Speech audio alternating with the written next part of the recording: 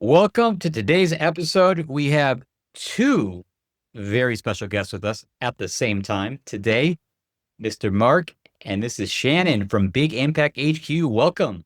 Welcome. Thank you Hey, for having us. Rudy. Thanks for having us. Yeah, it's a pleasure to be with both of you today. I think this is the first time on our podcast we've interviewed two at the same time, but I like the dynamic.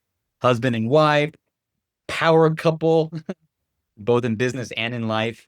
And it's just such a pleasure to get to meet you and get to know you just over a week ago at the World Class Events Mastermind with Alice Moscow.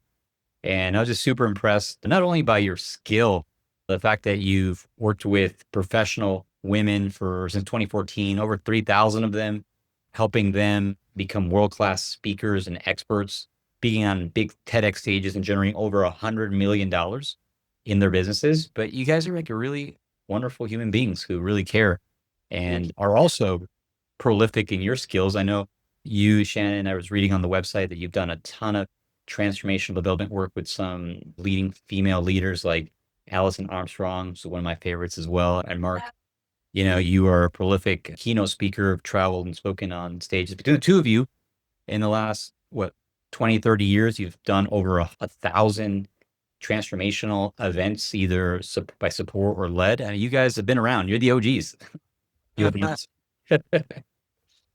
And now you guys are developing your latest and greatest program, the Big Stage Experience, which I'm super excited to hear about today. And also your just experience when it comes to leading events, filling events, engagement at events, and ultimately conversion. So with that being said, welcome. Thank Thank you. you, Rudy. I Thank appreciate you for having us on. This is great. It's going to be fun. Most certainly. For our podcast, one of the things we love to do is jump right into that value nugget for our audience. And as most people, just like yourselves, who are leading events, the top of mind thing is, gosh, I just booked my venue. I have the dates on the calendar. Now, how do I fill my event? How do I get the right people there? Not just people, but how do I get the right people to show up? And right. It's top of mind. And Shannon, I know we were talking in the green room. One of your specialties is learning how to fill rooms without ad spend. So I'd love to turn the microphone over to you and just hear your experience when it comes to filling the event without using ad spend. Yes, let's talk about filling the room, AKA butts in seats, right? We like to say souls in seats because we actually care about their soul, not just their butt. So feel free to take that. So there's a gazillion different ways to fill your room. And we like to start with the no ad spend first. All right. You might already be doing Facebook ads. And if you've mastered that game, that's fantastic. You might be trying to master that game, and that can be a frustrating place. We've been there as well. But what we found time over time, year after year, no matter what the economy is doing, if it's virtual events, live in-person events, affiliates, JV partners, and speaking gigs. And really under speaking gigs, I'm going to add sponsorships as well. Okay. So affiliates, JVs, and speaking gigs, with some of those speaking gigs being paid sponsorships, some being free stages. But those are the three main ways that we found are the best ways to fill the room over and over again and not be left with $100,000 ad budget per month just to fill the room. That's a lot of programs that you have to sell when you get on stage. So the more you can do it low or no cost, the better. One thing I would add to that is sponsorships. I love sponsorships. A lot of people say, oh, I'm never going to pay to play. And typically when I hear that, I'm like, this person doesn't really truly understand how to have a conversion system. When you know that you're going to talk to 50 or 100 of your ideal clients, you're going to know your numbers and you're going to be able to reverse engineer that. Case in point, we spent $15,000 for 3 minutes of stage time with Suzanne Evans. That also included a booth. We turned that into over $180,000 and about 15 people coming to our event, and then about 8 of them purchasing our program. Why? Because we knew the math, we knew exactly what we needed to do in that 3 minutes of time. We knew what we needed to do at our booth. We knew what needed to be offered, and we knew what our clients needed and wanted and what their frustrations were. Mm-hmm. One of the things that jumped out to me, Mark, is as soon as you started talking about your numbers, you were speaking to my heart, knowing your numbers, the fact that you were happily willing to invest $15,000 for 3 minutes. Right. What is that? That's $5,000 a minute. Yeah. Right. Yeah. I mean, it just takes something to have the confidence to be like, I'm going to make a $5 a minute investment, but you being so confident in knowing your numbers, being willing to do that over and over again, right? And I couldn't overemphasize the importance of that when it comes to filling your event, is knowing those numbers. Shannon, I also think that speaks, Rudy, to getting the right people there. Because when you do a sponsorship, you're basically leveraging the authority they have with their community to entrust you to take their stage. And they're going to be an advocate of your offer. And so that's the fastest way to transfer belief into you as an expert. And especially if it's something that they touch on, but they don't teach. So you're really complementing what they do with their community. That means their community has a gap that you fill. So when you can find a community leader that offers the opportunity for you to sponsor, and you know their audience is your ideal audience, now you're making sure that the people that are showing up in your space are the ones you want to know. And I mean, we'd much rather invest $15,000, $20,000 for a sponsorship, a speaking sponsorship. Okay. If they just give you a booth and a banner on their website, who cares? All right. You got to make sure that you have a stage in that sponsorship. But we'd much rather do that investment than do the whole Facebook ad game. Right.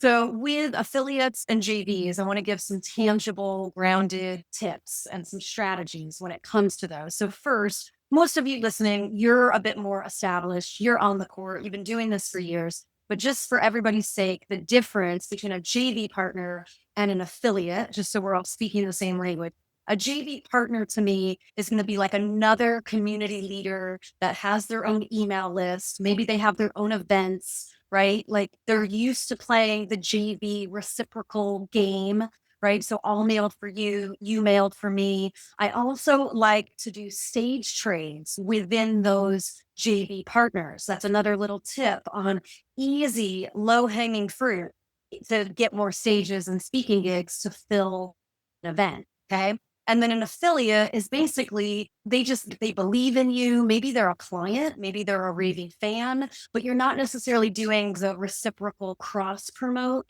They're promoting you and you're paying a commission. You're still paying a commission on the JV partners as well, but the JV partners has a bit more deep dive relationship capital, relationship built in.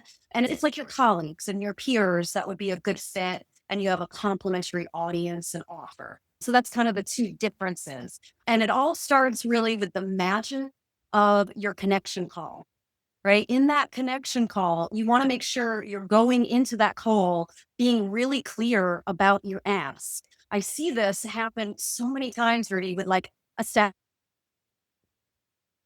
coffee dates, or they're with each other we were together for 3 hours and nothing actually happened. Oh, well, I'll get back to you. And it's like, no, no, no, no, no.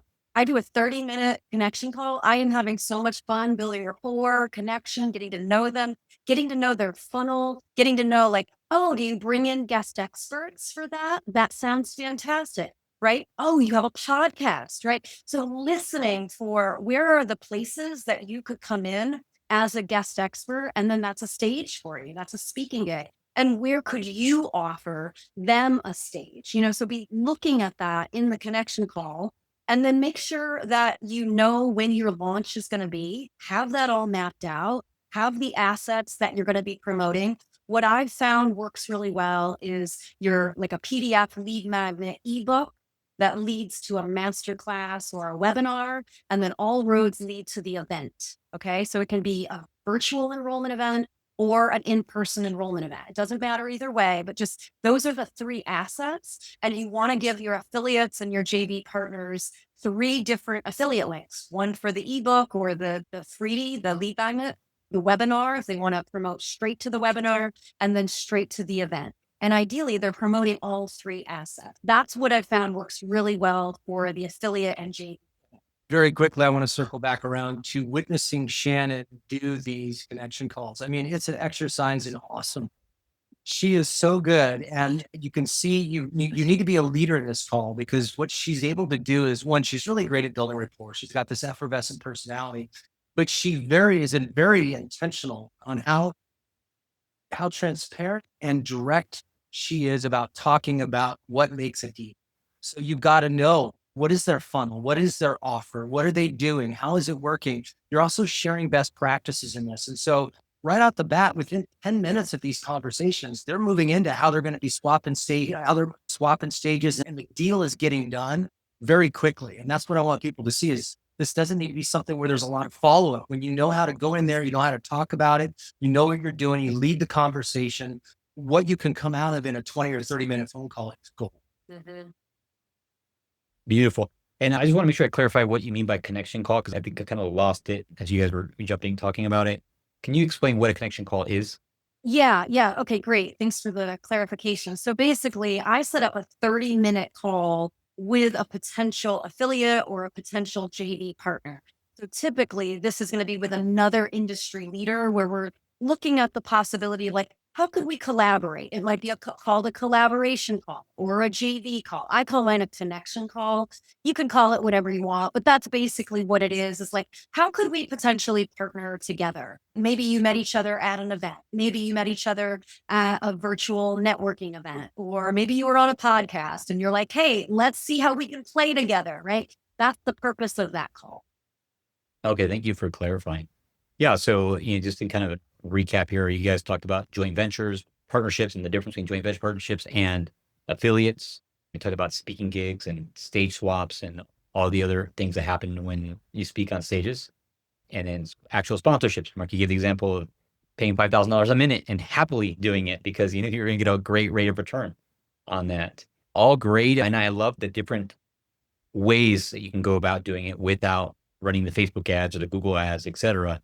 I'm curious to hear from your perspective, and I think this is where it gets juicy, is what are some of the mistakes perhaps that you've made in your experience in this era where you've learned some valuable lessons from filling the event?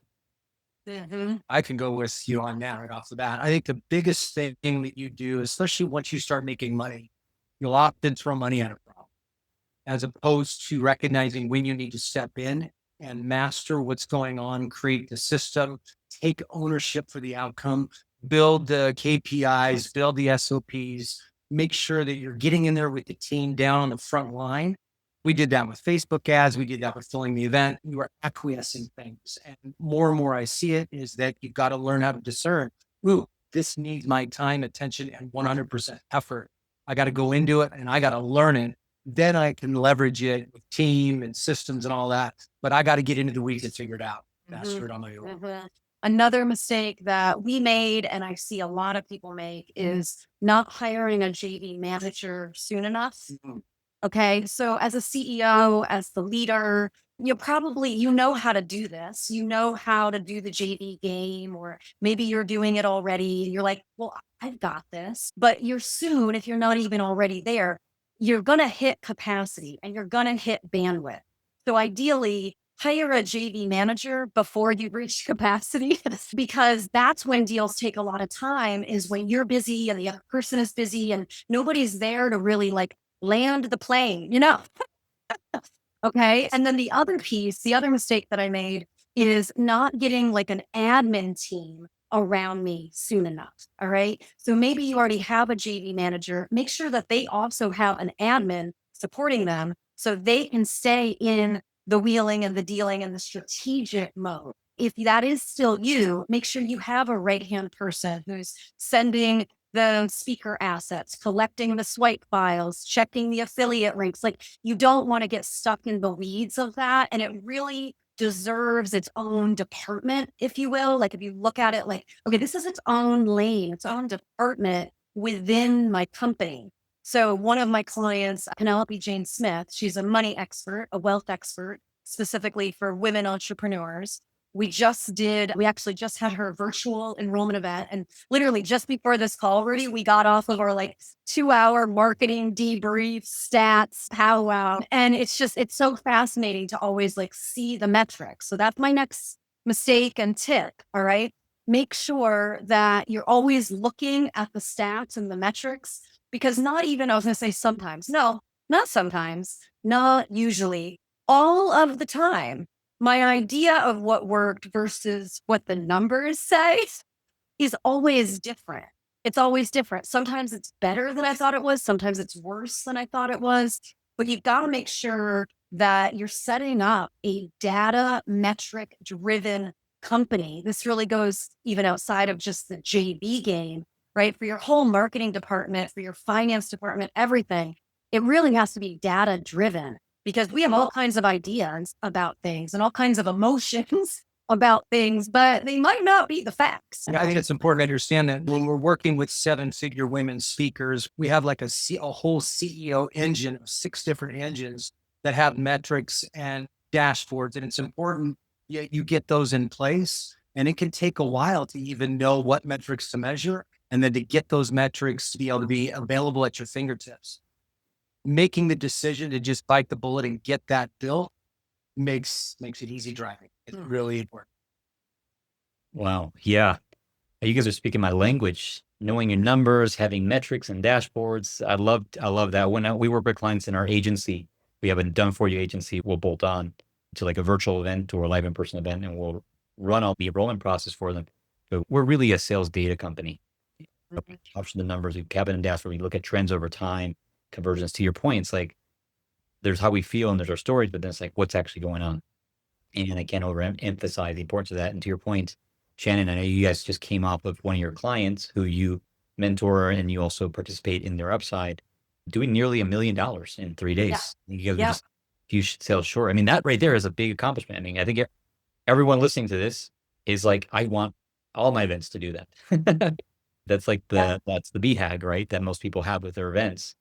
So let me fill the dream space for the viewers. Imagine 900 people enrolled for your live virtual event and then converting that into over $900,000 in sales in 3 days. Yep.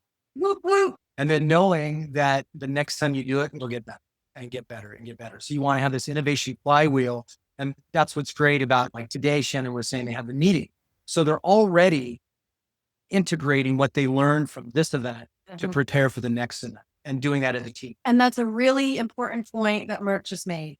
The innovation flywheel. Okay. So this is a mistake that we've seen clients make. And oftentimes when we come in as sort of a fractional C-suite and we do that, a lot of times we're cleaning things up. Rudy, I'm sure you probably end up doing the same thing. And a mistake that we see a lot of speakers making is you're doing maybe 2 or 3 different enrollment events on your front end, right? One of the reasons why Tony Robbins is he's had Unleash the Power Within his main enrollment event for, I don't know, 4,000 years. Since the dinosaurs. Yeah, exactly. I mean, talk about an OG. So the other important thing, so you get known for your signature enrollment event. All right. So it's something you can brand and, but then the other piece is all those assets and your marketing engine and your copy and your lead magnets and all the things, your social and everything, your swipe copy for the JVs, all that needs to be built. Right. So build it one time for one innovation flywheel, and then you do the same enrollment event over and over again. So my client, Penelope, we do her Financial Freedom 101 online event 3 times a year. We rinse and repeat that. Another client, Rachel Jane Groover, she's the CEO of the Awaken School. And so we have Spiritual and Successful. That's the name of her 3-day enrollment event. She does it live. She has a beautiful retreat center in Colorado outside of Denver. We do that 4 times a year live in person. Same event, rinse and repeat. And then your team can get really good at that one thing, right? And it's super important after that event is the metrics and the data to then create the next plan to get that flywheel spinning. Amen. Yeah. Let's do it. Let's do it. And I love all the case studies that you've gotten to share of your clients and their businesses and their results. And I can see how you guys have really built an engine and a system, because that's what you do. You support women who have 7-figure businesses in scaling, right, their message, right, and scaling their impact.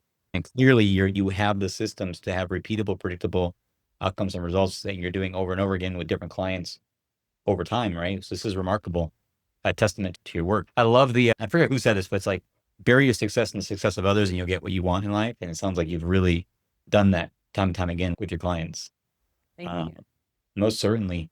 Mark, we were chatting in the green room about like a really neat skill that you were able to teach or share that It's based in neuroscience, and if learned and applied, it could help increase conversions for the offer for anywhere between 2 and 10%.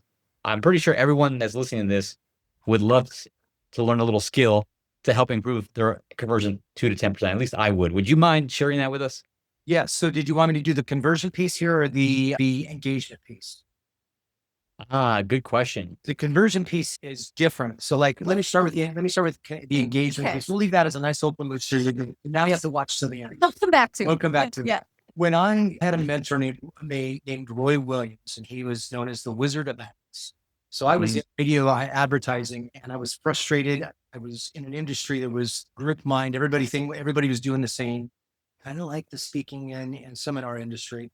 So when you can find something innovative that works because it's working on the human level, the human psychology level, it's powerful. And so I brought this whole concept of first mental image from radio into speaking.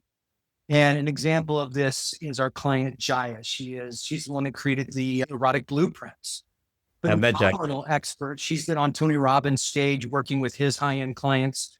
And once we showed her this particular skill and tactic, everything started changing for her in the way of conversions, engagement. So like, as people are leaving the room and coming back to the room, you got to get good at doing the cliffhanger, the open loops. But a first mental image is what I'm talking about. If you want to grab your audience immediately, you're not going to come out and say, "Hi, everyone. How are you doing today?" Jaya, who's this beautiful feminine form, she puts her arms over her head like she's got them tied together. And she says, "Cuffed, tied, and satisfied." Okay. So she's literally bypassing Broca. So there's a part of the brain that is designed to survey the horizon for what's predictable and irrelevant. And that's more important today than ever, because when you're getting overly stimulated on how to think, what to do, how to believe, who to be, you start disregarding a lot. Most of the majority of what you get, it's highly predictable. And so your brain is going, "I already know this." So when you can say something out of the unusual, it instantly tantalizes this part of the brain and they lean in. And constantly, we're always told by our AV that people are leaning in. Why? Because we're constantly using first mental images. We're getting and making mind movies and getting people thinking and feeling on a neurological and physical somatic level. So another example, we use this one a lot, is you on stage. You have 10 minutes to speak. What would you say? So that might be a great way to open like your signature talk. Yep. That could be on a webinar. That could even be a podcast. That could definitely be for a live stage. And then with your enrollment event, that's a great way to open each section of your enrollment event and play with different first mental images. I'll tell a quick little story. So Mark is a genius at the first mental imagery. Okay. So we speak together. He's always the FMI guy, the first mental image guy. So this was a couple years ago, quite a while, well, maybe like 7-8 years ago. And he's like, "Okay, today you're going to do the FMI, the first mental image." I had to stretch it. I'm like, And I'm you got to like, just, "Well, that's your thing, right?" Like he's the creative visionary and I'm the organized, systematic. So he's like, "You got to get out of your box." All right. So I was like, oh, like sweating, like as we're driving to the stage instead of speaking gig, I'm like, oh, what am I going to say? So we get introduced, the promoter, the event manager, like reads the bio, and it's a multi-speaker day-long thing, right? We're right after lunch, like the worst time. There's the vendors in the back. They got their heads down, like they're gophers in the sand, like more interested in like unpacking their stuff than listening to us speak. So I get on stage, we get on stage together, we're introduced, and I say, "She took her red lace panties off and tossed them into the corner of the floor." And these gopher heads start popping up. You could have heard a pin drop in this room. And I was like, okay, all right. Like I'm sold on first mental image. So the whole thing was she ripped her red lace panties off, tossed them into the corner of the floor. Today was the day she decided to go for it. She decided to go for her dreams, put her big girl panties on, and to make a big impact. How many of you are here to make a big impact? Can I get a hell yeah? Everybody was all in. And that's actually when I was sold on first mental image. And now we kind of go back and forth and so, okay, I'll do it today. You'll do it today. Or this session, especially if you do have a co-speaker, that's a good way to kind of mix it up a little bit. But yeah, it can be really fun. And without that skill, you're put into a situation where you're at the mercy of what could be going on in the room. Professional speakers know how to take control of the attention in the room and hold it. And when you can have that skill set and you can read the room, you can recognize what it needs. Does it need fire? Does it need for you to maybe collide a little bit and challenge them? Does it need something soft? Does it need something kind of polarizing, like with Shannon? Sometimes the room needs more lighting. Okay, we had another one. It was in like a theater and the lights were dim and It's dark, and like a movie theater. people are like sitting back watching a movie and we're like, all right, this isn't going to work, right? So we're like, all right, you make friends with the AV team, right? Okay, we're about to go on in 20 minutes. We need this entry song. We need the lights turned up. We're announced. Boom. It's a party. The lights are on. Instant state change for the audience. That was an instant Baroka surprise because every other speaker had come out there exactly the same and was being predictable in a dark room. Now all of a sudden music comes on, light comes up, and then here comes Mark and Shannon. It's awesome. Wonderful. Awesome. Yeah, I'm really taking away this idea of the first mental image. You said Jaya walks on stage. She goes hands over her head, cuffed, tied, and satisfied. And then you were like, she ripped off her red panties and threw them in the corner, right? It's like, boom, you got attention. Now, both of those, we had a tendency to be a little sexual. It's important that you don't just say sex. Right. You got to tie it into a through line of what you're there to talk about and what they're going to get. Right. And so it does get people's attention, to be clear, every time. It's always have to be sexual. That's the Doesn't point. have to be. It doesn't have to. What if you want it to work? No, I'm just kidding. It reminds me of kind of the teaching we had with Eben Pagan, the mastermind. He said there's 150 billion hours of attention available per year, like 24 hours a day times the population. And we're competing with AI now and everything else out there. So that's a great skill and tool, he said, like to be able to be in the competition for people's attention. So thank you for sharing that, Mark. You bet. So speaking of getting people's attention and speaking of big stages and the big stages, I'd love to, if you would be open to sharing a bit more about how you help women to scale their messages to 7 figures and beyond. Would you be open to sharing a little bit with us? And I know you have like a gift for our audience too along that way. Would you mind sharing that? Yeah. I'll share a little bit about our event and then you can share the gift. Yeah. So we are doing an invite only event coming up called the Big Stage Experience. And it's for 7-figure women speakers who are on the court with their enrollment events. You've got offers. This is not for newbies and, under 6 figures trying to figure it out, right? This is for you who are mastering offers and you want to take it to the next level. And you're great at speaking and selling, but it's the constraints and the complexities of your operations, your day-to-day, scaling your business, managing your team, managing cash flow, managing payroll. It's just like, oh, all I want to do is speak and sell. That's who this event is for, the Big Stage Experience. So if you're interested in that, Mark will tell you how to get in contact with us. It is invite only. Your audience here, Rudy, would most likely qualify. You need to be making at least $500,000 or more. So about $500,000 to $1.5 million in revenue and have at least 3 team members or more to really get the most out of it. You got to be making offers that convert. Mm-hmm. That's when you can really take your business from one level to the next and be able to 3X it. When you start to get and start to understand that scaling is a skill set and a way of looking at your business.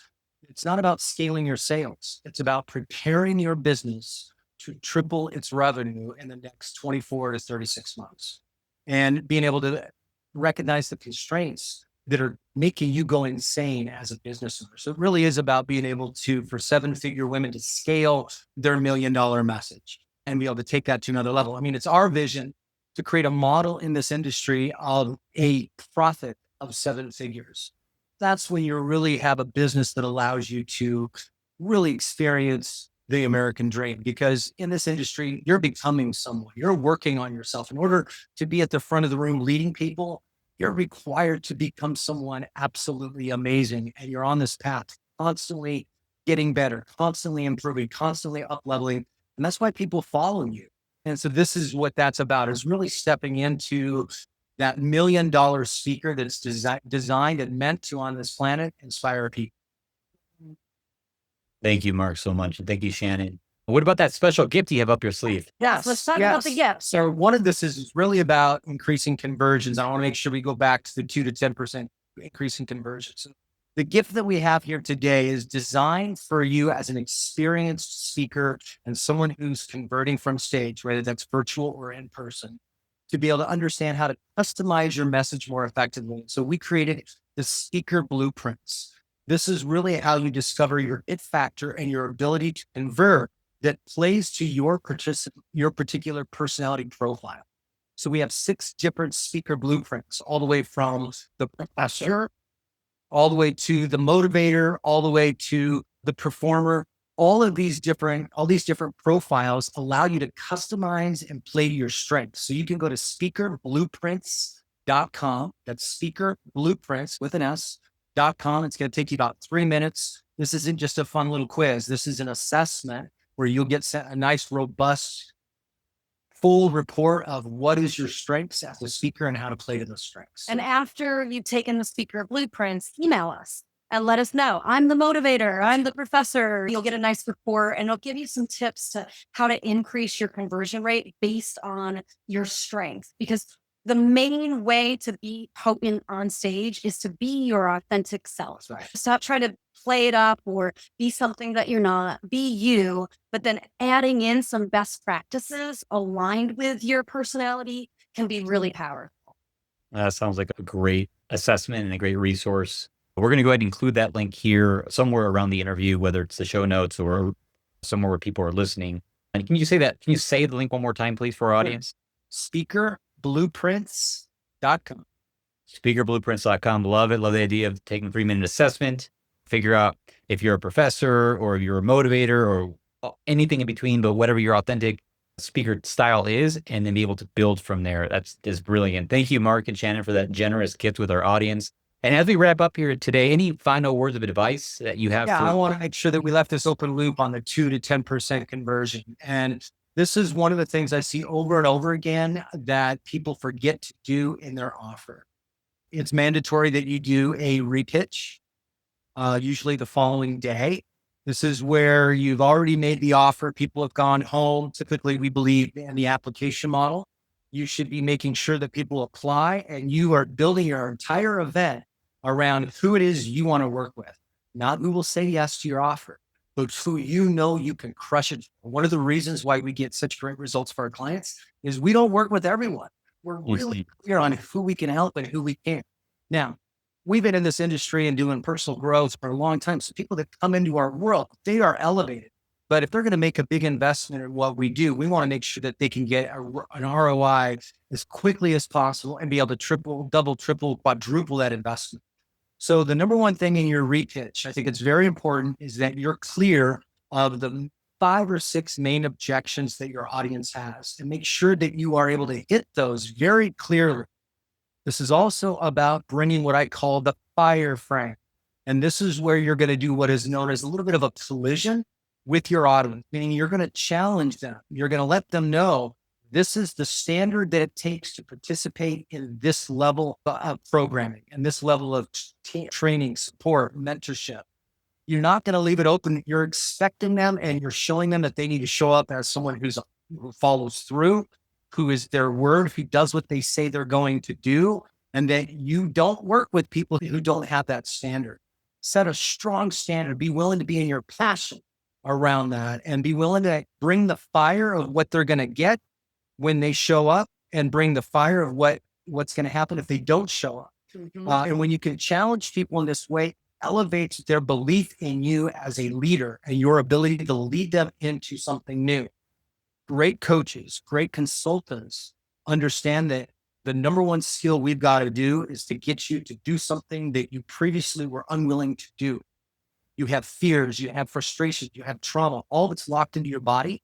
And if you don't lead them out of that, they won't look in the mirror and say, oh, it's because of me I didn't get results. Their brain will come up and assign that it's you, it's something you did or didn't do to get your results. So knock that out of a possibility in the repitch. Really bring the fire, but also bring heart, bring passion and really challenge them to step up to the plate so that they can get the transformation that's beyond what they believe is possible. And then in the repitch, this is also like the morning session, typically of day 3, right? Of your 3-day enrollment event. After you really brought the fire, you recap everything they're going to get in what we call an offer stack. You've seen the slide, right? We're like, you're going to get this, and here's the value. You're going to get this, and here's the value. So they're clear on exactly what they're going to get. And then you've overcome objections. What are you going to do if you don't do this? Future pace. Where's your life going to be a year from now? Maybe you're a hormone expert, right? You help, women in menopause with their hormones. Well, that shit does not get better over time. Pretty much nothing gets better over time if we don't do something different. So no matter what your expertise is, future pace, what their life circumstance is going to be a year from now, 2 years from now, 5 years from now, 10 years from now, if you don't make a different decision now, today, where's your life going to be? Right? And then you want to sweeten the pot. We like to add some juicy bonuses, maybe 2 juicy bonuses to sweeten the pot. For anybody that might be on the fence, you would just give them a really irresistible reason to say, fuck, I'm in. Let's go. Perfect short little story. This happened at Alex's event. So Shannon and I are leaning in. Alex is making his offer.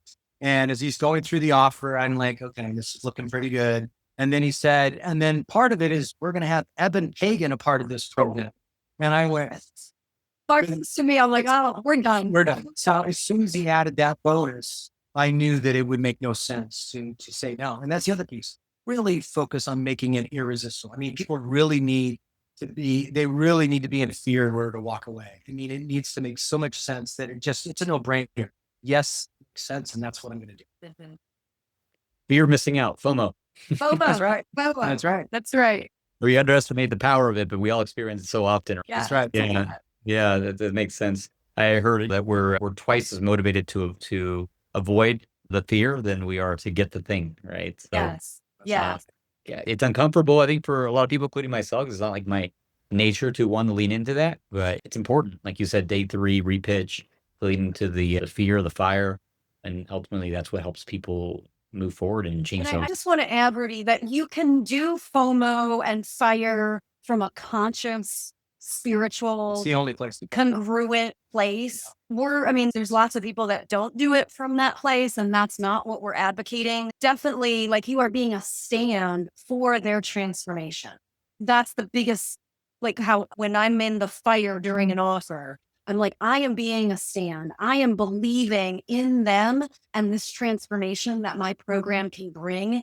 Because, much like yourself, you've probably seen over and over and over again, when the clients do the work, all the magic and miracles that unfold in their life, whether it's making more money or balancing their hormones and feeling better again, losing weight, whatever the transformation is that you offer, you've seen that over and over again. So when you're making your offer, remember those success stories. Behind the stage, I have a binder, and before the offer, I look at all the different names of the success stories and the rock stars and who we've impacted and who we've touched and transformed. So you're really opening your arms and saying, come, I've got the way. You can do this. I believe in you. And that's how you do it from a clean, conscious place. And I think that that's an important piece to add. Beautiful. Thank you too. I love how you brought it back to doing it and from a clean, conscious place, because we want to have profitable and impactful lab events. Thank you. It's been such a pleasure to have both of you here and seeing you both in your zones of genius and collaboration and getting to hear your wins. Congratulations again on your literally just last week client, nearly $1 million lab event. This is a wonderful interview, and I encourage our listeners tuning in to go check out Mark and Shannon, go to their website. What was your website again, guys? It was impacthq.com.